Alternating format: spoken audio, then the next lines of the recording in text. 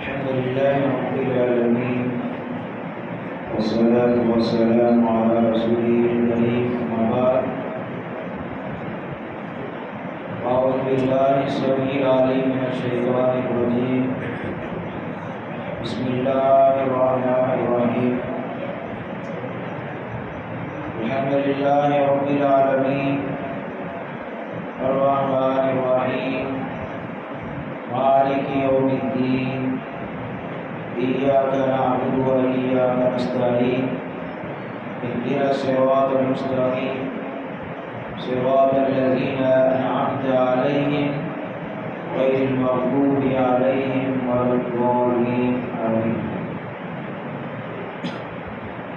برادران اسلام و خواتین اسلام، الحمدللہ اللہ کے فضل و کرم سے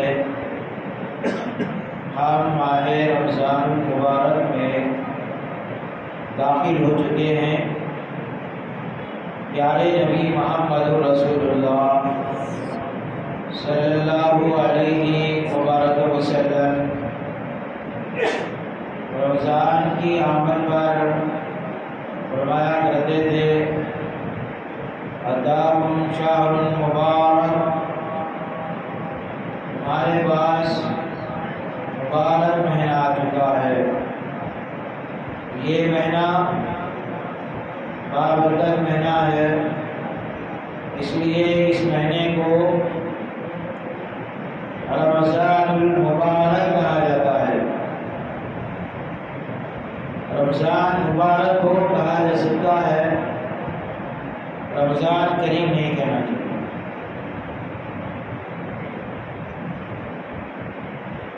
آج پہلی تراویح ہے۔ آج کی تراویح میں آدھا پارہ پڑھا گیا ہے۔ آج کے اس درس میں سب سے پہلے ہم سورۃ الفاتحہ کی کم سے کم وقت میں اختصار کے ساتھ کچھ اہم گزارشات اب رکھیں گے اور کچھ تفصیل کو انشاءاللہ فجر کے بعد بھی بیان کیا جائے گا۔ آئیے ابھی سورۃ الفاتحہ کے بارے میں ہم جانیں۔ یہ سورہ فاتحہ ہے، اس کے اندر 7 آیات ہیں۔ پہلے پارہ 1 رکوع، اور یہ سورت مکی ہے اور مدنی بھی ہے، یعنی ایک مرتبہ مکے میں بھی نازل ہوئی اور ایک مرتبہ مدینے میں بھی یہ نازل ہوئی ہے۔ نزول کے اعتبار سے یہ 5 ہے، اور قرآن کریم کے مصحف کے اعتبار سے پہلی سورت ہے۔ اس سورت میں 29 ورڈ یعنی کلمات ہیں اور 139 حروف ہیں۔ پہلی منزل ہے، 56 نقطے ہیں، اور یہ سورت دیوار مفصل میں شامل ہوتی ہے۔ اس سورت کا شان نزول کچھ اس طرح سے کہ پہلی مکی سورت ہے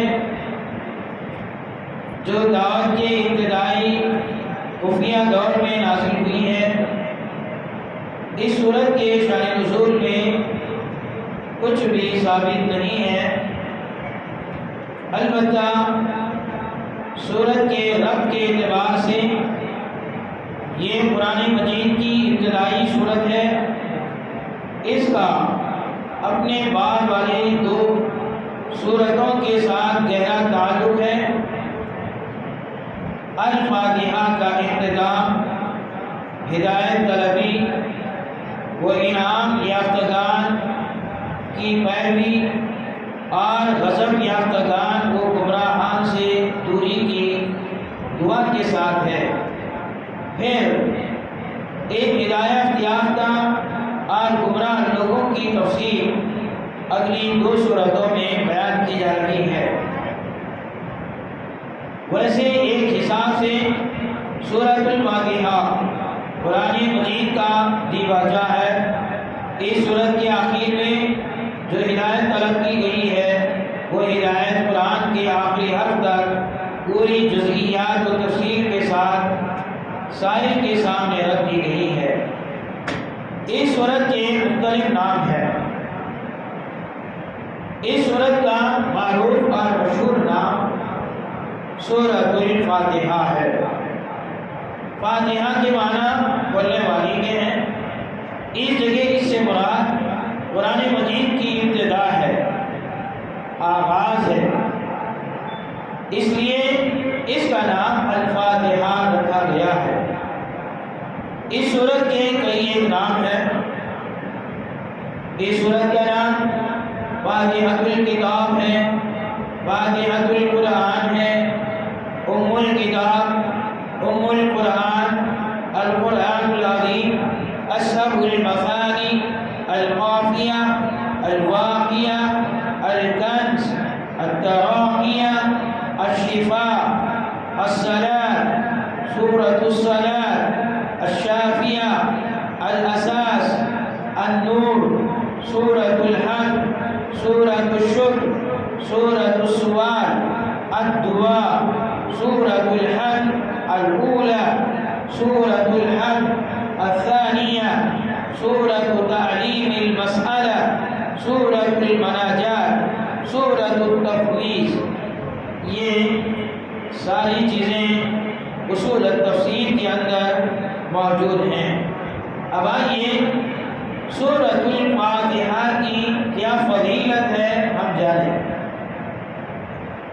پہلی بات یہ ہے کہ قرآن کریم سب سے عظمت والی سورت ہے۔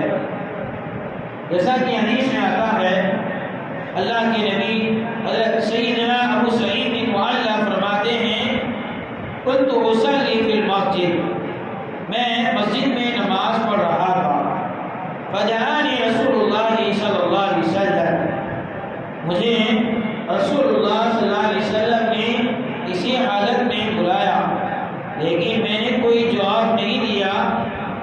عرض کیا، بعد میں نے حاضر ہو کر، اے اللہ کے رسول، میں نماز پڑھ رہا تھا۔ تو اس پر آپ صلی اللہ علیہ وسلم نے فرمایا، الم یقل اللہ، کیا اللہ تعالیٰ نے نہیں فرمایا، استجیبوا للہ وللرسول اذا دعاکم لما یحییکم، اللہ نے تم سے نہیں فرمایا اللہ اور اس کے رسول جب تمہیں بلائیں تو ہاں میں جواب دو۔ پھر آپ نے مجھ سے فرمایا، آج میں تمہیں مسجد سے نکلنے سے پہلے ایک ایسی سورت کی تعلیم دوں گا جو قرآن کی سب سے بڑی سورت ہے۔ پھر آپ نے میرا ہاتھ اپنے ہاتھ میں لیا، جب آپ باہر نکل لگے میں نے یاد دلایا، آپ نے مجھے قرآن کی سب سے بڑی سورت بتانے کا وعدہ کیا تھا، وہ کیا ہے؟ تو آپ صلی اللہ علیہ وسلم نے فرمایا، الحمدللہ رب العالمین، یہی وہ 7 مثانی اور قرآن عظیم ہے جو مجھے عطا کیا گیا ہے۔ پہلی فضیلت یہ ہے کہ یہ قرآن کی سب سے عظمت والی سورت۔ دوسری فضیلت یہ ہے کہ اس جیسی سورت اس سے پہلے جو کتابیں نازل ہوئی ہیں، تورات، زبور، انجیل میں بھی یہ سورت نازل نہیں ہوئی ہے۔ جیسا کہ ابی بن کعب رضی اللہ تعالی عنہ فرماتے ہیں، رسول اللہ صلی اللہ علیہ وسلم نے مجھ سے فرمایا، کیا تمہیں پسند ہے کہ میں تمہیں ایسی سورت سکھاؤں جیسی سورت نہ تورات میں نازل ہوئی، نہ انجیل میں نازل ہوئی، نہ زبور میں نازل ہوئی ہے، اور نہ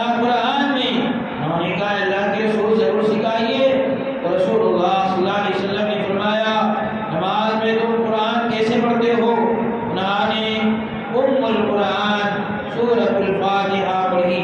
رسول اللہ صلی اللہ علیہ وسلم نے فرمایا قسم ہے اس ذات کی جس کے قبضے میں میری جان ہے، تورات میں، انجیل میں، زبور میں، حتیٰ کہ قرآن کی جیسی صورت نازل نہیں ہوئی ہے۔ یہی 7 مثانی 7 آیتیں ہیں، یہی وہ قرآن عظیم ہے جو مجھے عطا کیا گیا ہے۔ سنن ترمذی کی یہ روایت ہے، ناصر البانی نے اس حدیث کو صحیح کہا ہے۔ تو اس سے دوسری فضیلت یہ معلوم ہوئی کہ سورہ فاتحہ ایسی فضیلت والی سورت ہے کہ تورات، زبور، انجیل وغیرہ میں بھی نازل نہیں ہوئی۔ سورہ فاتحہ کی تیسری فضیلت یہ ہے کہ سورہ فاتحہ ایسا نور ہے جو آپ صلی اللہ علیہ وسلم سے پہلے کسی پیغمبر پر نازل نہیں کیا گیا۔ سیدنا عباس رضی اللہ تعالی عنہ فرماتے ہیں ایک مرتبہ جبریل امین نبی کریم صلی اللہ علیہ وسلم کے بعد بیٹھے ہوئے تھے، انہوں نے اپنے اوپر زور سے دروازہ کھلنے کی آواز سنی، سر اٹھایا، فرمایا یہ آسمان کا ایک دروازہ ہے جو آج کھلا ہے، آج سے پہلے ایک کبھی دروازہ نہیں کھولا گیا۔ پھر آپ نے فرمایا اس سے ایک فرشتہ اترا، فرمایا یہ فرشتہ بھی زمین پر پہلی بار اترا، اس سے پہلے کبھی۔ اس فرشتے نے سلام کہا اور کہا آپ کو 2 نوروں کی خوشخبری ہو جو آپ دیے گئے ہیں، آپ سے پہلے وہ کسی نبی کو عطا نہیں ہوئے۔ وہ 2 نور کیا ہیں؟ پہلا نور سورۃ الفاتحہ ہے اور دوسرا نور سورہ بقرہ کی آخری 2 آیات ہیں۔ آپ صلی اللہ علیہ وسلم نے ان دونوں میں سے جو حرف بھی پڑھیں گے وہ چیز آپ کو ضرور عطا کر دی جائے گی۔ صحیح مسلم کی یہ روایت ہے، اس سے بھی یہ بات معلوم ہوتی ہے کہ یہ سورت یعنی 2 نوروں میں سے ایک نور والی سورت ہے، پڑھیں گے تو آپ کو نور حاصل ہو جائے۔ چوتھی فضیلت نزول فاتحہ کے وقت ابلیس کا رونا، ارے شیطان رویا اس سورت کے نازل ہونے پر۔ ابو رضی اللہ تعالیٰ عنہ سے بات ہے رسول اللہ صلی اللہ علیہ وسلم نے فرمایا ان ابلیس رن حین انزلت فاتحۃ الکتاب، بلا شبہ ابلیس زور سے رویا جب سورہ فاتحہ نازل ہوئی۔ دیکھیے کیسی عظمت والی صورت ہے، اس کے نزول پر شیطان بھی رو لیا۔ المعجم الاوسط کے اندر یہ روایت ہے۔ 5ویں فضیلت سورۃ الفاتحہ ام القرآن، یعنی پورے قرآن کی ماں ہے۔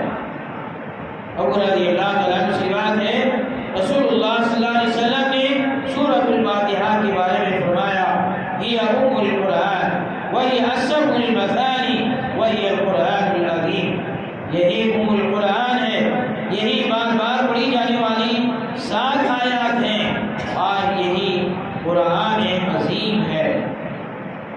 6ویں فضیلت جمعے کے دن سورہ فاتحہ پڑھنے پر یہ فضیلت ہے کہ اسماء بنت ابی بکر رضی اللہ تعالی عنہ فرماتی ہیں من قرأ بعد الجمعہ فاتحة الكتاب وقل هو الله أحد وقل أعوذ برب الفلق وقل أعوذ برب الناس حفظ ما بينه وبين الجمعة۔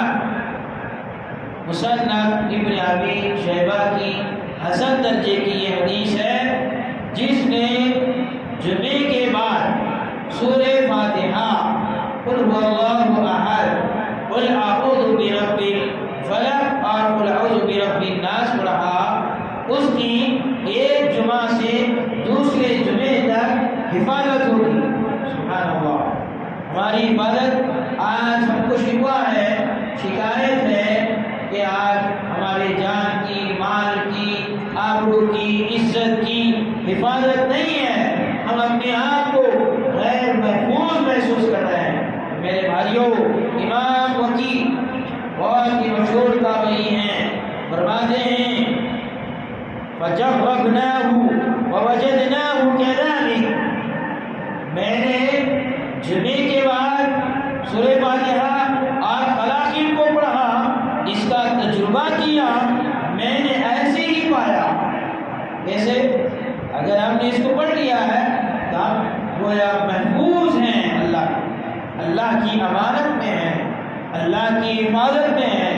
احفظ اللہ یحفظک، تم اللہ کے دین کی حفاظت کرو، اللہ تمہاری حفاظت کرے گا، یعنی اللہ کے احکام کی حفاظت کرو، اللہ تمہاری حفاظت کرے گا۔ اللہ کے احکامات میں سے ایک حکم یہ بھی ہے کہ ہم جمعے کے بعد اس کو پڑھ لیں گے، گویا ہماری حفاظت ہوگی۔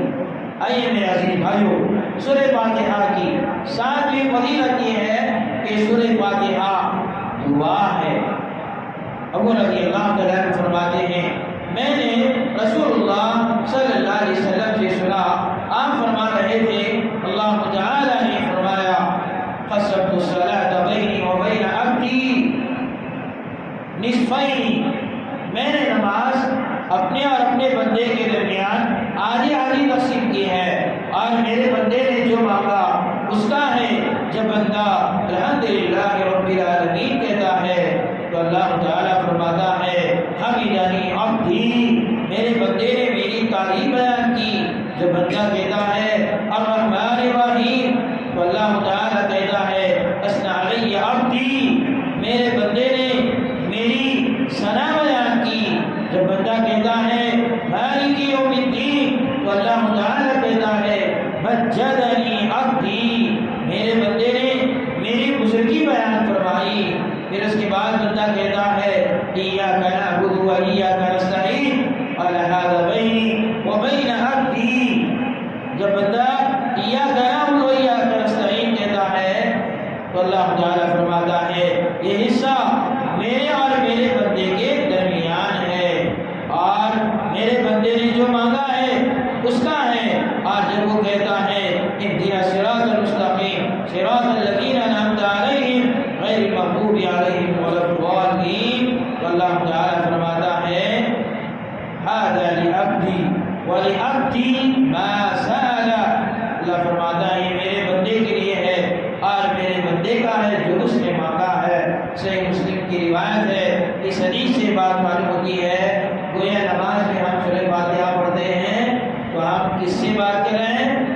اللہ رب العالمین سے، جو احکم الحاکمین ہے، جو خالق ہے، مالک ہے، رازق ہے، اس سے ہم بات چیت کر رہے ہیں، اس سے ہم اس کی تعریف بیان کر رہے ہیں، اس سے ہم سوال کر رہے ہیں، اور وہ سوال کا ہمارا جواب دے رہا ہے، عنایتیں کر رہا ہے۔ میرے بھائیوں، کیا یہ شرف کتنا بڑا شرف ہے؟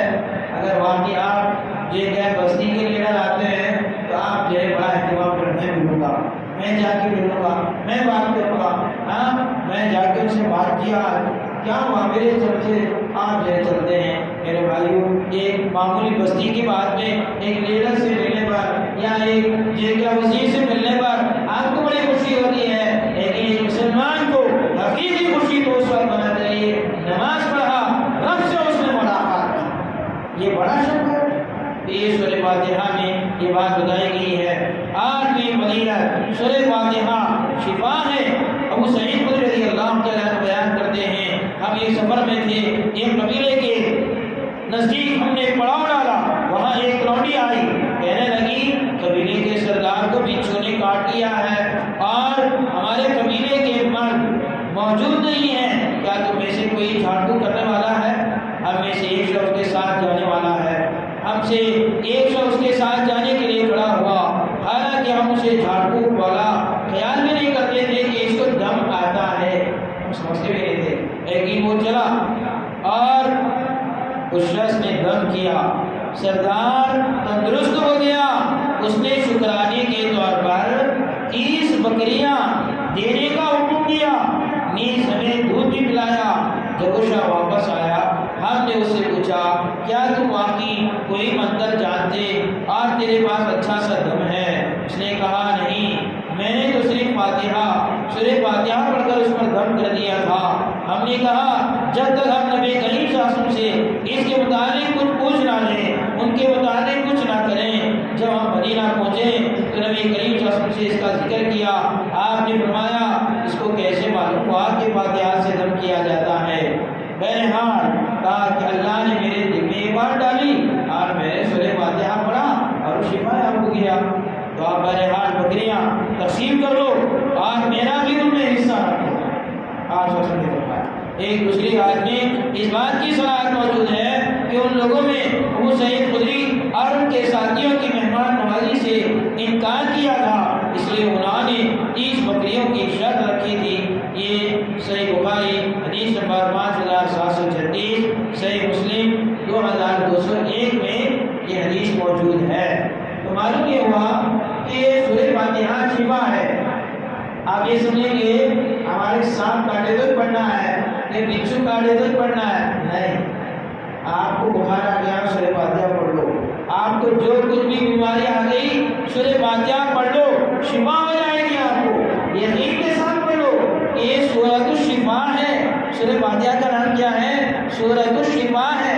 لہذا آپ کچھ بھی نہیں جانتے تو کم سے کم سورہ فاتحہ پڑھتے ہو، سورہ فاتحہ آپ پڑھ لیں، شفا ہو جائے گی۔ اگر آپ جیسے کسی اور سے آپ پڑھا دیے ہیں تو بطور شکرانہ کچھ دے دیں تو کوئی حرج نہیں ہے۔ ایک بہت بڑا مسئلہ چل رہا ہے اور لوگوں نے یہاں پر بہت بڑا ایک گراف بنا کر رکھا ہے، ہماری اتنی فیس ہونی چاہیے، اتنی فیس ہونی چاہیے۔ یہاں پر تو جہاں تک جو فیس کی بات تھی انہوں نے مہمان نوازی نہیں کی، مہمان نوازی نہیں کی تو انہوں نے شرط لگائی تھی، اور یہ شرط وہ بھی اللہ کے رسول سے پوچھ کر انہوں نے قبول کر لیا تھا۔ یہ سورۃ الفاتحہ کی 8ویں فضیلت تھی۔ سورۃ الفاتحہ کی 9ویں بات کہ سورۃ الفاتحہ کی تلاوت کے بغیر نماز نہیں ہوتی۔ میرے بھائی آج کہتے ہیں نا مر گیا مردود فاتحہ نہ درود، بول رہے ہیں لیکن سمجھ رہے ہیں، یہ جملہ بول رہے ہیں لیکن یہ جملے کو سمجھ رہے نہیں۔ کیا نہیں سمجھ رہے؟ مر گیا مردود فاتحہ نہ درود، بھائی کیا بات بتانا؟ اللہ کے رسول صلی اللہ علیہ وسلم سنو، من صلی صلاۃ لم يقرأ فيها بأم القرآن وهي حجاج ثلاثا غير تمام۔ اللہ کے نبی صلی اللہ علیہ وسلم نے فرمایا جس نے سورہ فاتحہ پڑھے بغیر نماز ادا کی وہ نماز ناقص ہے، ناقص ہے، ناقص ہے، نامکمل ہے۔ سورہ فاتحہ نماز میں نہیں پڑھے تو وہ ہے مردود، وہ ہے مردود۔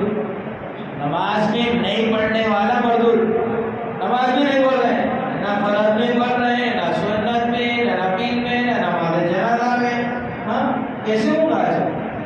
بہت سارے لوگوں نے جو اختلاف کا بڑا مسئلہ کھڑا رکھا ہے وہ فرض نماز ہے، امام کے پیچھے چاہے وہ سری ہو یا جیری ہو، نماز کے امام کے پیچھے نہیں پڑھنا۔ جبکہ یہاں پر اللہ کے نبی نے کیا فرمایا؟ سورہ فاتحہ پڑھے بغیر نماز ہی نہیں ہے، یہ سورہ فاتحہ کی فضیلت ہے، اتنی بڑی فضیلت ہے، اس کے بغیر وہ رکعت ہی نہیں، وہ نماز ہی نہیں جس رکعت میں ہم سورہ فاتحہ نہیں پڑھے۔ یہ ہے سورہ فاتحہ کی شان، سورہ فاتحہ کی فضیلت۔ سورہ فرض نماز نہیں پڑھنا چاہیے، نماز جنازہ بھی پڑھنا ہے، سورہ فاتحہ پڑھنا چاہیے۔ اللہ اکبر بولتی سورہ فاتحہ پڑھنا، کیا پڑھنا؟ اور بسم اللہ پڑھ کے سورہ فاتحہ پڑھنا۔ اب بولے مر گیا مردود فاتحہ نہ درود، پڑھ گئے نماز جنازہ میں سورہ فاتحہ نہیں پڑھتے، پھر دوسرا کو بول رہا سب نہ پڑھ رہے ہیں، اس طرح یہ فاتحہ یہ کیا ہے؟ اچھی چیزوں میں پڑھ رہے ہیں، کیا ہے بھائی وہ میٹھی بولی کالی بولی وہ پڑھ رہی پڑھ رہی یہ فاتحہ نہیں ہے، فاتحہ نماز میں پڑھنا ہے، یہ بات یاد رکھ لیجیے۔ اور راوی کہتے ہیں ابو رضی اللہ عنہ سے پوچھا امام کے اونچی آواز سے پڑھتے وقت کیا کرو؟ انہوں نے جواب دیا اقرأ بها فی نفسک، سورہ فاتحہ اپنے دل میں پڑھ لیا کرو۔ تو یہ سورہ فاتحہ کی فضیلت کے بارے میں یہ چند باتیں تھیں۔ تو انشاءاللہ یہ سورہ فاتحہ کی خصوصیتیں کیا ہیں، اس کا مقصد کیا ہے اور اس کا مرکزی مضمون کیا ہے اور سورت کے علمی پہلو اور عملی پہلو کیا ہیں، انشاءاللہ فجر کے بعد باتیں بتائی جائیں گی، بہت ہی اچھی اور مفید باتیں ہیں۔ انشاءاللہ فجر کے بعد بھی یہ چند باتیں آپ کے سامنے رکھی جائیں گی۔ اللہ سے دعا ہے کہ اللہ تعالیٰ ہم سب کو نمازوں کی پابندی کرنے والا بنائے اور روزے رکھنے والا ہمیں بنائے، اور اللہ تعالیٰ کے فرامین کو سننے، پیارے رسول کے فرامین کو سننے اور اس پر ہمیں عمل پیرا ہونے کی توفیق عطا فرمائے۔ وأقول قولي هذا الحمد لله رب العالمين۔ جی جناب تمیم بھائی جو ہمارے اس مسجد کے مصلی ہیں، ماشاءاللہ وہ بہت ہی دینی فکر اور مسجد کی فکر رکھتے ہیں۔ ان کی طبیعت ناساز ہے، انہوں نے اللہ سے التماس کی ہے کہ ان کی شفا یابی کے لیے دعا فرمائے۔ اللہ تعالیٰ تمیم بھائی کو شفا یابی کا عاجل عطا فرمائے۔ لا بأس له إن شاء الله، لا بأس له إن شاء الله، لا بأس له إن شاء الله۔